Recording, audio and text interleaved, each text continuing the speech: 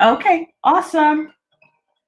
So, good morning. I hear that you guys have had a great start to the data science conference. My name is Dr. Frances Boykin. I am so happy to be here. This is so exciting for me. And I am looking forward to really sharing my vision of what real world data science is all about. I work for AT&T, and I've been at AT&T now for 16 years. And in that time, I've done a myriad of jobs at AT&T. I came in on the ground floor, started off as a project manager, and then worked my way up to data science.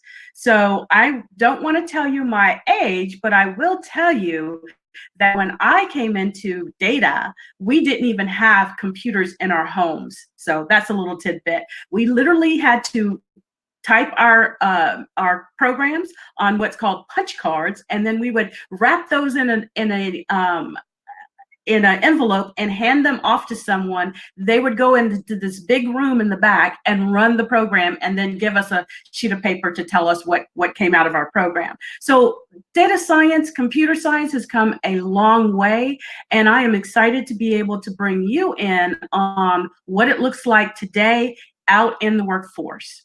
So again, I'm at thank you. So again, I'm at AT&T, and we have a lot of opportunity at AT&T. One of the things I love about AT&T is that they about 2008, they decided to become data powered. It was this big thing at AT&T. They provided us a lot of opportunity for training, free training, to get us upskilled into this new art of data science and data. So let me go ahead and get started. And I apologize, I can't put my screen in screen mode, but hopefully this will be good for you guys. So Harvard Business Review back in October 2012 said that data science was the sexiest job of the 21st century. Now, I don't know about you, but I was all on board. I was like, well, that sounds like the job for me. So what they don't say in that article is how much work it takes to get to the sexiest job of the 21st century. And what I'll do is I'll be talking to you about what it really takes to become a data scientist and what it looks like for projects within a work environment and how we work day to day. Hi to everybody who's saying hello. Let's move on. Okay, so what's the data science mindset? So I know that you hear a lot about big data, analytics, and all these words are just kind of floating around like on a cloud here. But what you have to understand about data science is that it's understanding your audience better and then learning about their needs and their struggles, their motivations, their habits, and their relationships with products and services and the things we do every day. So every single thing that we do creates data, which is this new world that we live in. And with that, we have to understand how to use that data, how to make that data work for us. In business, we want to make sure that we understand how to look at the data and understand our customers, our products, our services. That's what it's all about. And then this whole concept of big data and complex analytics came along as we went from those key punch machines, thank goodness we don't have to use those anymore, to the really powerful computers that we have in our homes. I'm here today. We're all working from home at AT&T. Well, most of us are. I'm in my home. I have 4 monitors. I have 2 computers. That's the power that we have today that we didn't have when I first started. And that's allowed us to really look at a lot of data and to build out this whole analytical knowledge that I'm going to talk to you about. So what is data science? I talked about the fact that data science brings you together with the products and services and customers that you have using those products and services. But how do we do that? In data science, there's these roles, and the main roles that we have intersect. And this graph right here is one of my very all-time favorite graphs because it shows you how those roles overlapped. So there's the data engineer up here in the left-hand corner here. So there's a data engineer, and the core skills there, hopefully you can see that, is understanding how to ingest data, ETL, how to transform that data, and then data APIs, all kinds of ways that the data engineer helps us collect, manage, and analyze and visualize data. That's what the data engineer does. Then there are the data scientists, that all-time, what I call the unicorn, and we'll talk a little bit more about that in a moment. But the data scientists, their core skills are like Python and R, the cool stuff you hear about today. But they have to know that science and math, the storytelling and visualization, because let's face it, you can have all the data in the world, but if nobody understands what that data means, it's obviously not going to be all that useful. And then there are those folks that are responsible for showing, for using that. So those are the business users. So those people with the knowledge, the business knowledge, to help you understand how to take that data and the algorithms, the Python, the R, what comes out of that, and use it within our data, our businesses. So that's what that's about. So you see how these all intersect. You see how the hypothesis development, it takes a little bit of all three. You see how the analysis and programming and big data is an amalgamation of all three. The journey maps, which our business units help us with, all of that is the good stuff that we use to help us build out data science within the business.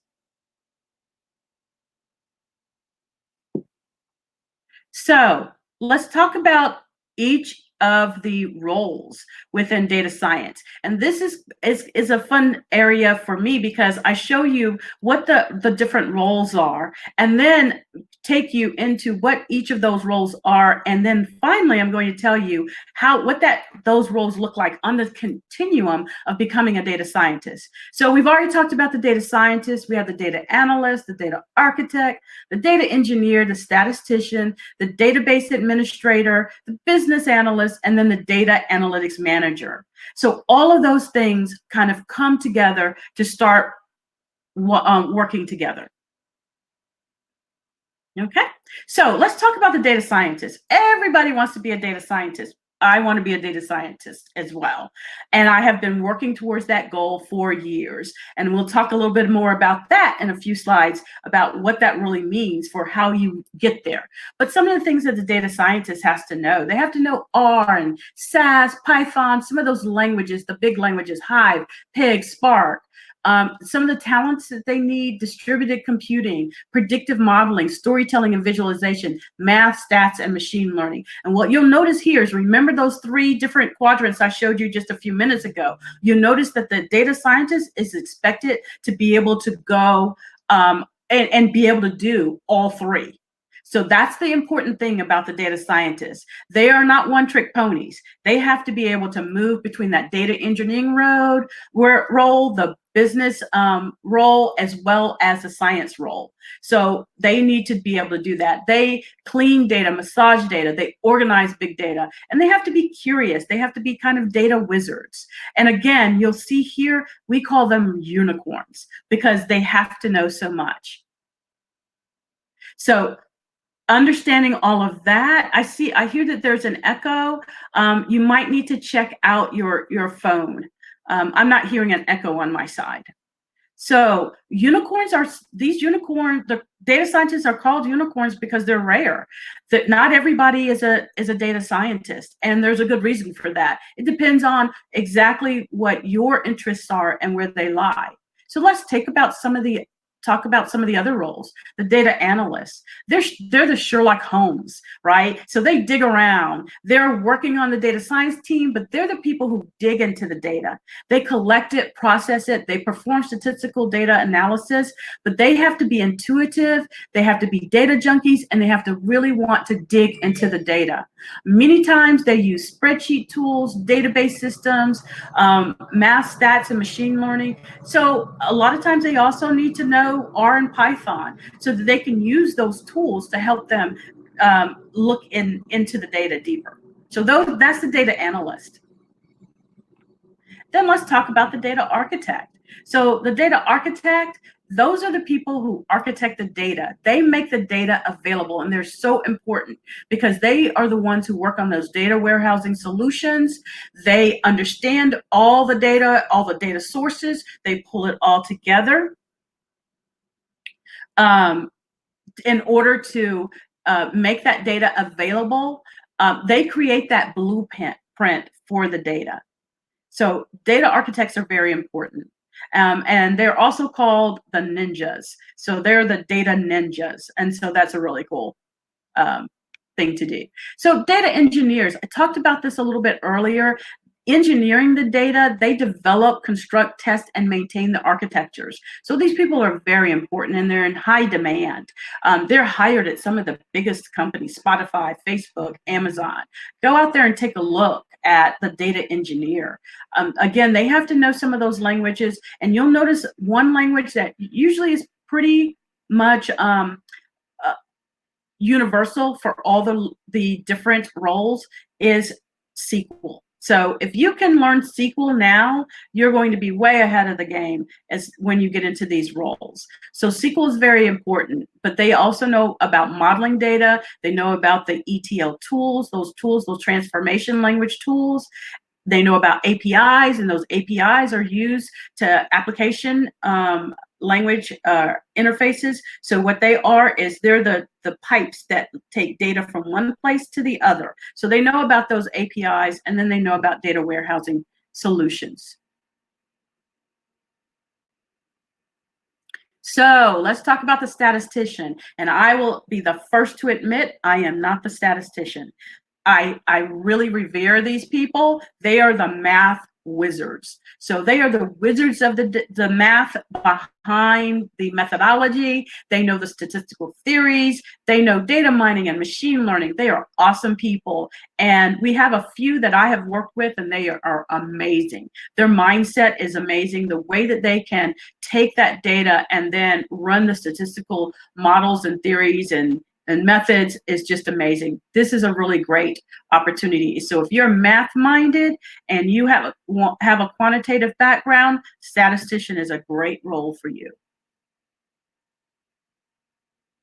Database administrator. So this is an old time role. So this back in the day, database administrator was an awesome role. It's still a great role and is still needed. Those are the people who keep those those platforms up and running. And it is a timeless role. So back in the day, the top of the heap was the database administrator because we could do nothing without our databases. And that's still the same today. Database administrator, they still are the caretakers for that database. They manage it and they make sure it's all up and running and it's relevant and is ready for us to use. You will notice that these folks, they might know a little SQL, a little Java, a little Ruby, but the biggest thing that they need are those skills and talents for backup and recovery, making sure that the data is secure. That is really important for the database administrators. Business analysts. So the business analysts, we have, you're going to see that that's one of the easiest ways to get into data science, coming in as a business analyst. They are usually our first line of defense on bringing in and understanding the data that we have day to day. So they link the data insights to the actionable business insights, and they are so critical for us to be to use every day to ensure that we are understanding what the data is telling us. They're conscious listeners, they are storytellers, they understand business intelligence. They're going to use those tools that we're going to talk about a little bit later on that allow them to help show and visualize the data, like Tableau and some of the Office tools, Microsoft BI, Power BI, some of those tools. So they improve business processes by helping us understand our data and what the data is telling us. So that's the business analyst. And I love the fact that they're called change agents. So we usually make changes in our business based on what the business analysts tell us. Okay, so data and analytics managers. These are the people who manage the data scientists. They manage the business analysts. Their responsibility is to take all of that knowledge and roll it up and push it up to executive leadership so that the executive leadership understands what is important for their strategic decision making. They are your cheerleaders. They're the ones who are going to go to leadership and say, this is what my data people need. We need more tools. We need more money. We need to hire more people. That's what the data and analytics manager is going to tell you. And in some cases, in the best cases, I will admit, in business, they also know SQL, R, SAS, Python. The best ones that I've worked with are the people who came up through the ranks, who had knowledge and experience actually doing what they're asking others to do. That's not to say that you can't come in as a data and analytics manager without that, but the ones that I've worked with have been really great. They are the ones that have come from where I came from, and that's always wonderful. They also should have experience with predictive modeling, data mining, and definitely those interpersonal communication skills, because what's wonderful about having that data and analytics manager is that that's their job, is to go talk to executive leadership. I get to stay and play with my computers and my data, and I don't have to, wrap it in any sweet package to deliver it to my data and analytics manager. But my data and analytics manager does need to wrap it in that sweet package when they push it on up to executive leadership. So I let them handle that. So they're really integral. So here's the fun part. Here's my favorite part anyways. So I've talked to you about all those different roles, where they fit into the ecosystem of data science. Here's where it's important to understand where you are, what your goals are, and where that can take you. Because let's all face it, I love data, and I do it because I love data, but I also have to eat. I also have to have a roof over my head. So I have to know how much money I'm going to make. So this is the money talk. So what can you earn? So like I said before, data analysts, business analysts, those are your first entry into data science, and then it goes from there. And as you can see, just from the pay rate, those data analysts and business analysts, they still come in with pretty good pays.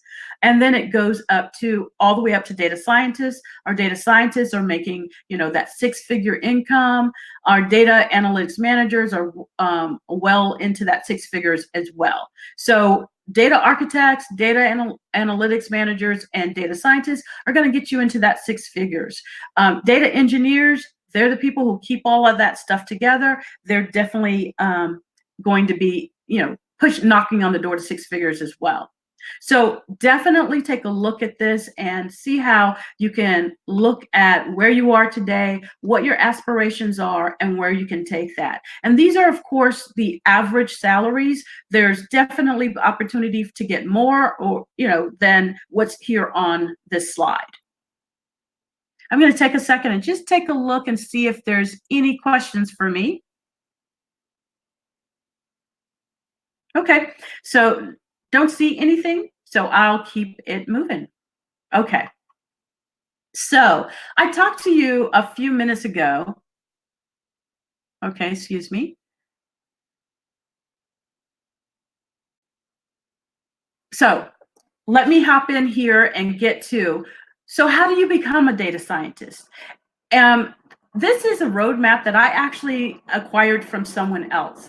It is my favorite roadmap to getting to data science. So I'm going to show you, I think, 2 or 3 different roadmaps headed towards data science if that's your goal in life. This one can be a little bit scary because there's so much on here, but remember, this is to become a data scientist. So as we talked about earlier, the data scientist has to be able to do a bit of all 3 of those quadrants. Remember that Venn diagram that I showed you. So we have to know the fundamentals. Okay, so we're going to have to know the linear algebra. We saw someone who was speaking so eloquently in our initial presentation earlier today, and she was talking about those classes that she had taken in math that kind of pushed her into the data science arena. So you have to know the fundamentals. That includes the math and statistics. You have to know machine learning. You have to know text mining and NLP, natural language processing, visualization. There's a toolbox over here. There's data munging. Data munging is that cleaning of the data to prep it for use. And then there's the data ingestion, how to get that data in there. So all of those things. So as you can see from this particular slide, there's a lot to becoming a data scientist. And a lot of it, you don't have to do everything that's on this roadmap. You can find specializations. You can be a data scientist that specializes in NLP. There's nothing wrong with that. So you look at this roadmap, you kind of decide where you want to land, and then you focus there. So let me show you a little simpler. So this is a simpler model that I picked up from Data Camp, one of my favorite places to learn. So here, how do you become a data scientist? In 8 easy steps. But you still can't get away from those 3 quadrants: the hacking skills, the math and statistics, and the substantive expertise. And that's that expertise, that business expertise that you need. So those are the 3 areas.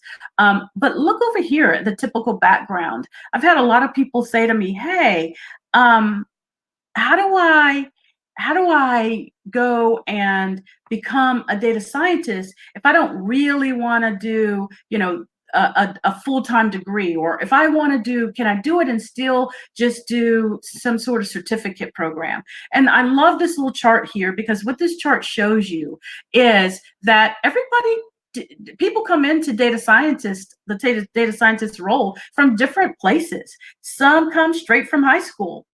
They've learned a lot in high school. They are whiz bang at statistics and math, and they're able to jump in an entry-level position and work their way up. Some have gone to technical school, and then a few more go to get some college. Now, more than that, 37% are college graduates. Some of them have a master's degree or professional degree, and some go on further than that. And I will tell you that I've already mentioned, I won't tell you my age, but I will tell you this, that I do have an undergrad in computer information systems. I have a master's degree, and I have a doctorate degree. But that's the road that I chose to take to get where I wanted to go. And it can definitely be different for everyone. So here's the first start here. Get good at stats, math, and machine learning. I can't tell you how important that is. You've got to get good at stats, math, and machine learning, because it's going to come back around and around and around. Go take some of those courses. Intro to Statistics by Udacity is a great course. Do some LinkedIn coursework. Lots of free courses out there as well. And learn to code. So SAS, R, Python, doesn't matter. Pick one, pick a couple. I do SAS, R, and Python. I studied, of course, with SQL. So pick any one you want and head down those paths. Okay? Understand databases. We've already talked about this. There's some great databases out there. There's some great open source databases. Go out there, start fooling around with that stuff. Master data, become a master data munger, visualization and reporting. I'm going to tell you very openly, that was my Achilles heel. I was not great at visualization. I was pretty good at cleaning data, but visualization and reporting was not my cup of tea. I had to learn it. And over the last 2 years, I have focused specifically on visualization and reporting. And I will tell you that a little bit of background in me, I came in at AT&T as a project manager. Then I went on to do associate director and work specifically with database management.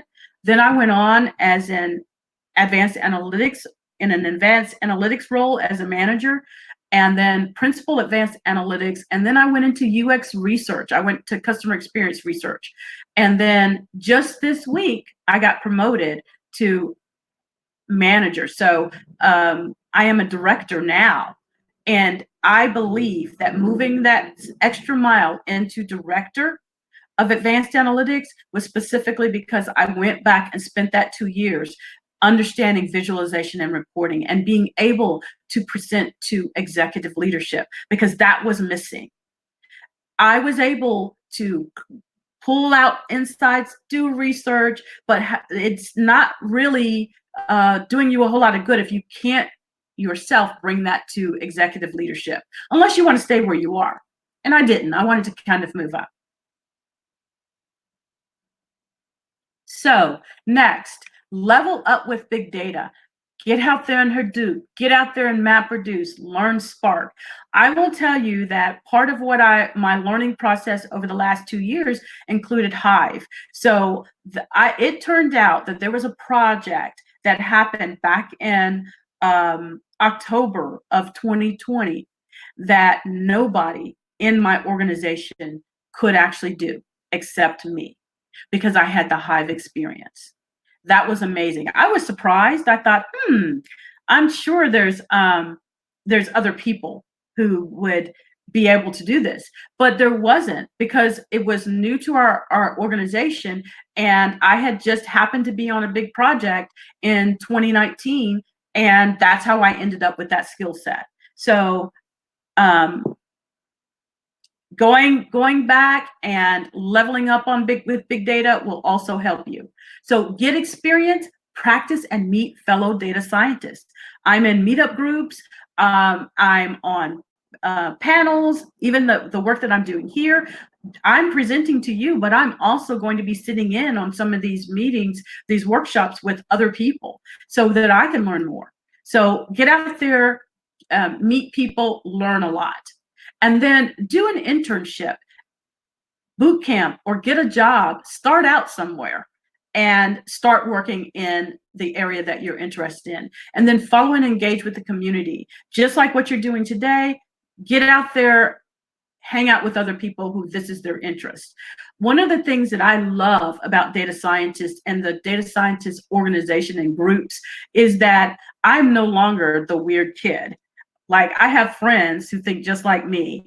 And I will say that back in my day, I was considered a little bit, hey, that girl who always wants to read a book or work on math and science. So the awesome thing about getting involved and following and engaging with the community is that you basically hang out with people who think the same way you do. And I'm going to tell you, from being in business for the years that I've been in business, you need people who support you, people who want the best for you, people who think the way that you do and are there to celebrate your accomplishments.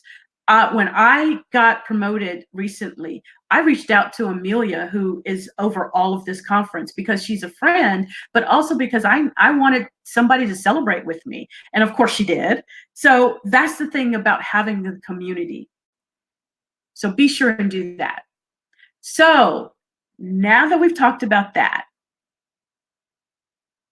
we've talked about that, and we've talked about who data scientists are, we've talked about how you get there. Let's talk about tools of the trade. I've mentioned a couple things. I've mentioned R, SAS, Python, mentioned Microsoft, so Power BI. There's also Excel, Tableau, and RapidMiner. These are all tools of the trade. So these are things that you need to have in your arsenal when you go and go for these jobs. So be sure and take a look at these. And I'm going to talk about them each individually real quick. So R is a leading analytics tool in the industry and widely used for statistics and data modeling. I know everybody's going to say, but what about Python? I'll get there. R was designed by statisticians for statisticians. So let's keep that in mind as we talk about this. It can easily manipulate your data and present it in different ways. So SAS is also a good tool. The difference between R and SAS is that I can go get R for free. In many cases, SAS is used in corporations. We use it at AT&T, and it costs money. And usually that is a deterrent deterrent from you being able to actually get access to it and experience with it. R, on the other hand, you can go out, you can download R, you can start working with it today. So be sure and go out there and take a look at it. So, I want to go back. I want to talk about R has over, at the time I put this together, this is a little bit, a year or so old, but it had 11,556 packages that had been built for R that you could install that will jumpstart your analytics. So that's also the cool thing about R, as well as Python. So let's talk about Python. Python is an object-oriented scripting language. It's easy to read. It's one of the first languages that students use, especially in high school. So if you're in high school and you want to jump right in, I would say start out with Python. As a matter of fact, we have courses for Python that start out in elementary school. So hop on the bandwagon, go out. Python is open source, so that means you can go download it for free. It was developed back in the 1980s, which was surprising for me because I didn't hear about it until maybe about 5 years ago. But it is the latest thing smoking. So get your Python, get your R, and get going. SAS. I started out with SAS. AT&T was a big SAS organization, so I've been using SAS for many years. As a matter of fact, AT&T is shutting down our SAS operations, so we will be moving everything to the cloud. We'll be using Databricks, we'll be using Snowflake, we're using Palantir, we use R and Python, and SAS will be going away at AT&T, which is sad for us because we have a lot in SAS. So we were a big SAS house. But SAS is a programming environment and language for data manipulation. It has some good visualizations on it. It has some good statistical analysis packages that come with it. So feel free to take a deeper look at SAS. But for where you are today, R and Python will do it for you. Okay, Tableau. Tableau is a visualization tool. It's a tool that we use quite extensively at AT&T. You've probably also heard of things like KNIME. So you got KNIME, you've got Tableau, MicroStrategy, but Tableau has a public version that is free. So does MicroStrategy. They have a free desktop version as well. I want to throw that in there. But we use Tableau quite extensively at AT&T. We also use MicroStrategy, but not as much. But it is a great tool, and they have a free public version. Be sure and go. And yes, someone just sent a message. Can I intern at AT&T? There is intern opportunities at AT&T. We have a big process. I don't have the link for that in my deck, but if you can send me an email or I will be happy, or message, I'll try to get that information out. If nothing else, I'll get it over to Amelia and she can send it out. But yes, we use interns quite extensively at AT&T. And I see there's somebody in Georgia. I'm in Atlanta. So awesome. So Tableau is a public, it's free. Tableau Public is free software. Definitely, these free pieces of software, R, Python, Tableau, get them. They're free. You can use them on your Chromebook. You can use them on your laptops. Definitely go out and get these free applications and start playing with them. Excel. So I think I mentioned earlier that I had to be transparent and tell you that visualization was my Achilles heel. And that was because I was not good at Excel. I could run your R, I could run your Python, I could go out and pull stuff in SAS, but if you asked me something in Excel, I would melt down because I was like, oh my gosh, there's all these columns and oh my gosh, rows. I was just horrible at it. So I had a friend who was excellent at Excel, and he spent a few Sundays with me. I took some classes on LinkedIn, but then he spent some Sundays with me teaching me tips and tricks in Excel. The bottom line is this. I don't care how much Python, R, SAS you know. I don't care how much Tableau you know. Power BI, executive leadership wants their stuff in Excel. And that's just it. When you can corral Excel and use that to present to leadership, and when I say executive leadership, I'm talking VPs, AVPs. They want to see their stuff in Excel. And part of that is because a lot of times they need to take that, manipulate that data in whichever fashion they need to, and then put it in decks and presentations for themselves to deliver to their leaders. So you've got to know Excel. And that's why I include that in Excel in here. You have to know Excel. And I do put in message, whether you are an expert in SAS or Tableau, you will still need to use Excel. So do know that. RapidMiner, I included RapidMiner. I wanted to include some of those tools that are powerful, that they integrate data science together. So what they'll do is they'll allow you to connect to different databases and pull them all together and then build out visualizations. RapidMiner, KNIME. I don't have a KNIME slide in here, I don't think, but KNIME is open source. Go get it. So you could have today, which was not possible in my day, but today you could have all the data science tools you needed to become a data scientist for free. Okay, KNIME free, Tableau public free, MicroStrategy desktop free, R free, Python free, all of that for free. There's just no impediment to you getting ahead. Okay, go out there and get it. That's all I have to say. I do have KNIME. So I did include KNIME, and you can see the very cool thing about KNIME. The cool thing about KNIME is that it lets you, as you can see, it lets you join multiple different data sources, pull them together, and do data analysis from there. So that's the data science piece, and then visualize it. So again, KNIME is open source. Go out there and get it. I love the fact that it was designed specifically by software engineers. Okay, so I have talked to you quite extensively about how to become a data scientist, what that means, how much money it's going to get you, what tools are available to you. And now what I want to talk to you is about how we apply that in business. So applying data science in business is so easy. And I even tell people, data science is everywhere, and we are all data scientists. So looking at this little wheel right here, which is so great, and what it shows you is that data science is in sales.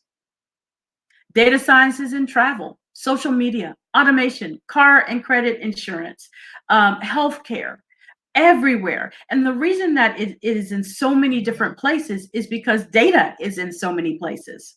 And now people have learned to use machine learning to help them do better business. And I mentioned that way at the front, first part of this presentation, that the whole point of data science is to help you better understand your products, your services, and your consumers, the people who use them. And there's a myriad of reasons to bring in data science. As you can see, for sales, to present discounts and offers, dynamic pricing in as well, predicting flight delays so that you can better prepare for that. Digital marketing, we all see this, especially in social media. Oh my goodness, the natural language processing that's done in social media.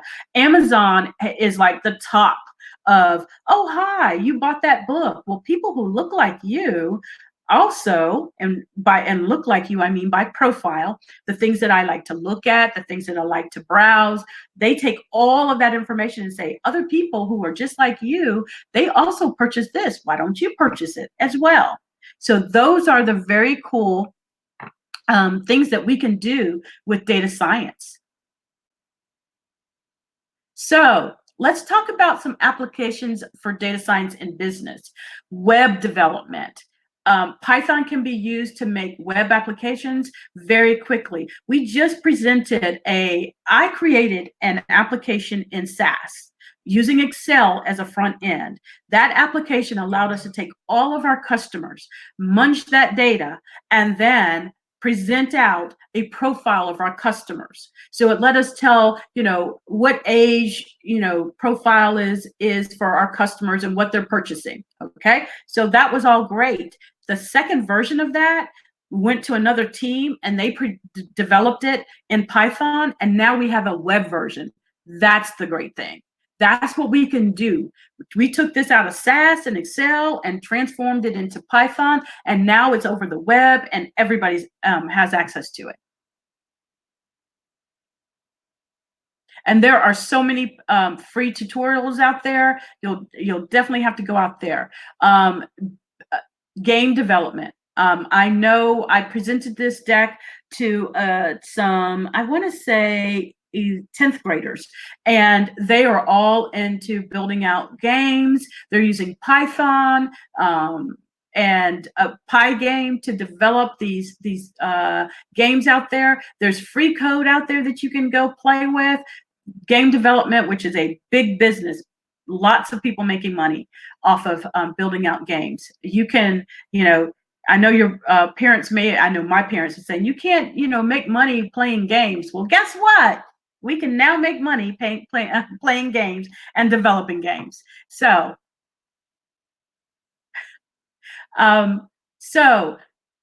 machine learning and artificial intelligence. So we use that quite often within my organization. The machine learning and artificial intelligence we use is to help us predict who our customers are and what their needs are from us. So definitely important. Lastly, applications for data science and business include visualization. We visualize a lot of what the data that we pull together. And we do that so that we can gain insights from that data. So data is money. If you know how to extract relevant data and information, you can calculate risk, you can increase your profits, you can study the data and then make informed decisions. And that's what data science and data visualization is in business. Okay, so the data science life cycle, let's talk about that. And so this is how we actually use data science in business. So I told you about the project that I created, where we created this profile in SAS that we use to profile our customers. So we had to, first of all, have a business understanding. I had to work back with our leadership, the people in the business organization, to understand, okay, what is the question you're trying to answer? And the question that we're trying to answer is, who are our customers and what are they purchasing? And how can we look at them as a whole? So that included data mining. That meant we had to dig into our data, gather the different data elements, and then determine, after cleaning the data, which pieces of that data were important. So once we cleaned the data, we explored the data, we did what's called feature engineering. And feature engineering is nothing more than deciding on which pieces of data are most important to answer your question. We do something that's called PCA, and that's where we actually run a regression, and we see which pieces of data correlate best to make our question more easily answered. So, and then we build out our model. So after we've determined what our question is that we're trying to answer, what data is needed, we've cleaned up that data, we've explored that data, we've decided on which pieces are most important for us, then we build out our model. And once we build out our model, we train that with machine learning model, we evaluate their performance, and we determine, okay, this one works. And then we visualize the output from that. And once we visualize the output for that, then we have stakeholders that now can use what we've done through 1, 2, 3, 4, 5, 6 pieces of work there. And what we've got in piece number 7 is, okay, this is what you can use, Mr. Stakeholder or Ms. Stakeholder, to actually impact your business. So good stuff there. This is not my favorite slide, but I will say this one thing about it. prepare, build, finish. That is set your goal, explore, wrangle that data, assess how well you're working, plan, analyze, engineer that data, tweak those models, and then execute on those models. Deliver that model, those visualizations to your stakeholders, and then revise as needed. And that's the data science process. I think this is not my favorite slide simply because it's a little bit boring. I like a little bit more fancy, but it tells the story. And to be honest, day-to-day work, yes, data science is fun for me, but it kind of looks like this: prepare, build, deliver, right? So I won't belabor this slide since I've really talked about it quite extensively in previous slides. But the main thing is that in the data science process, you're going to explore your data. You have your raw data, you process it, you clean it, you explore it, you build out your models, you communicate your visualization, you communicate what your output from those models. People make decisions based on that, and then they build out their products and services. That's what we do day to day with data science in business. Okay, so I want to take just a minute to take a look at some of the comments just to see if there's any question that I can answer really quickly.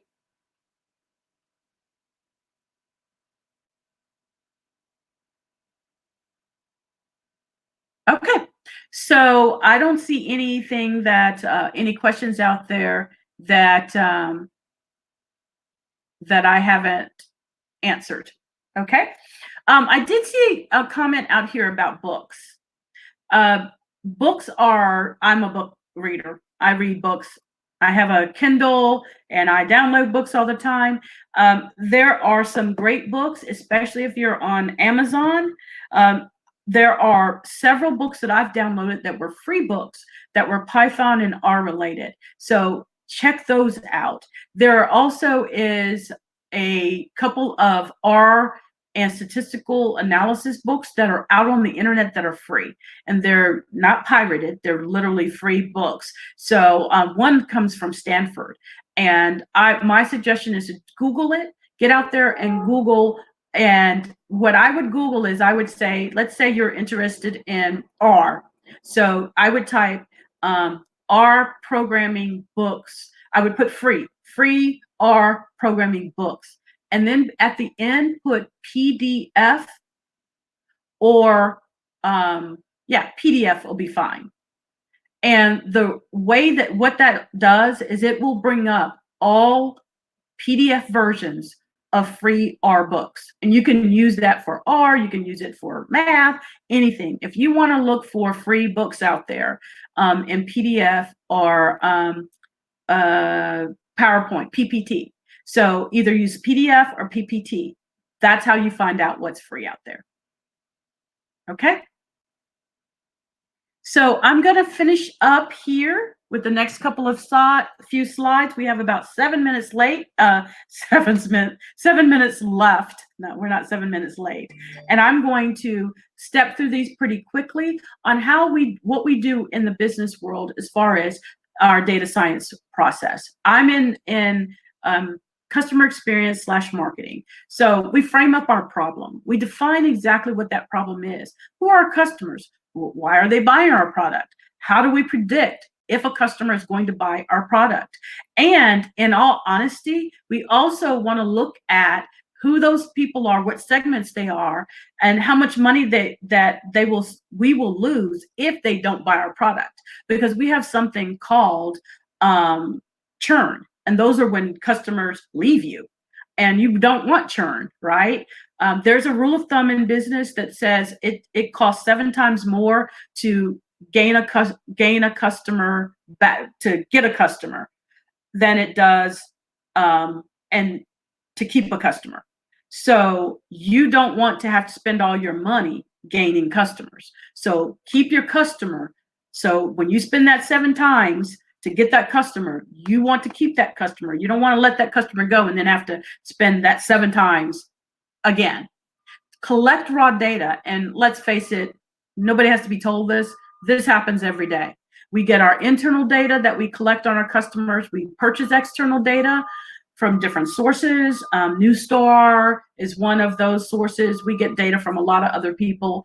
And then we bring all that data together to do our analysis. Okay? Process the data for analysis. Once we have all that data, we process it. We look for bad data. We call it data munging. We clean it. We make sure that there's no error in the data, because I can tell you right now, if you work at a company, you have bad data. We always have to clean it up. Then you explore the data. You get into the data, you play around with it, you figure out what's good, what's bad. You might bring in your business analyst, your data analyst to help you with that. Oh, and let me also say this, if we go back here, who are these people right here that are collecting this raw data for you? That's your data engineers. So you have your data engineers, your analysts who are cleaning up that data. Sometimes that's the data engineer. And then you explore the data. These are your business and data analysts. That's their job.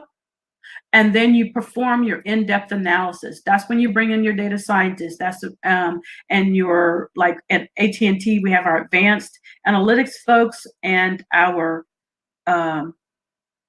statistical analysis people. I'm not sure why we're getting a bunch of folks putting ones and zeros, but anyways, there you go. And then once you've performed your in-depth analysis, you'll have to communicate those results. So this is the part I told you about the visualization. Have somebody that's good at Tableau, MicroStrategy, something, Excel. You've got to deliver the visualization so that your leadership can understand the answers that you're providing. And we get to the none too soon. With about 3 minutes left, we have data science resources. So as you've seen through my presentation, I've cited a few of these places. One of my favorite places is Data Camp. They have some free stuff. They have some paid stuff. LinkedIn Learning, same deal. Some free stuff, some paid stuff. Definitely go out to LinkedIn. I am on LinkedIn, and I really put a lot of effort, especially in the last maybe 3 years, in LinkedIn. You can find me out on LinkedIn. Dr. Frances Boykin out on LinkedIn. YouTube, oh my gosh. If we had had YouTube when I was going to school, my goodness. I love the fact that they have so many videos that are free for your use, that help you and step you through so many things, so many really smart people producing these YouTube videos. So definitely go out to YouTube.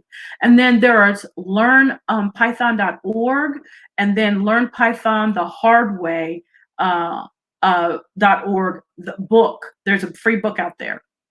And then Learn R, there's a place where you can learn R. Whoops. And then statistics, there's ThinkStats. That's that book, that free statistics book I was telling you about. Get that. That book saved me. ThinkStats. So if you're not a stats person, and I'm not a stats person, feel free to go out there and get that book. And then the Stanford book, the Elementary Stats Learn. Oh my gosh, Stanford saved me. I was doing coursework at Georgia Tech, and these two books were my favorite. For helping me through those courses. And then definitely learn SQL. And so those are my final words on becoming a data scientist and using it within your organization. I apologize I couldn't get into full screen there without covering up my desktop, but hopefully you got something good out of this. I hope you learned a lot. I hope you all decide you want to be data scientists, and here you go. I think there's so much out there. Again, so much free stuff. I'm going to just, in my last minute, I'm going to say R, Python, 9, and Excel will get you there. So good luck, everyone. I know you guys are happy to be heading out of some of the craziness that we had in 2020 for school. So I'm hoping for a really great school year for you next year. And reach out to me on LinkedIn if you have any questions.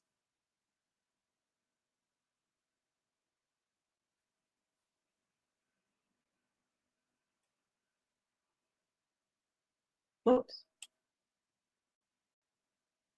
Glad you guys found it helpful. You're welcome. Thank you. Thank you so much for being here, listening to me for a whole hour. Keep awkward silence. Too cute. Thank you. Thank you. Awesome. I'm glad this was helpful.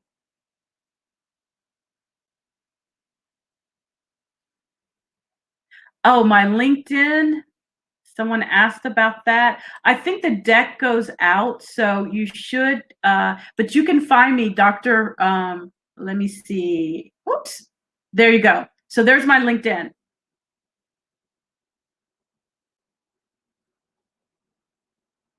Happy programming. Yes, the presentation will be shared. Yes, you will get the slides. I saw that Amelia posted out there that the slides would be available. Thank you. Oh, thank you. Thank you to whoever posted that out, Elizabeth, who posted out my LinkedIn.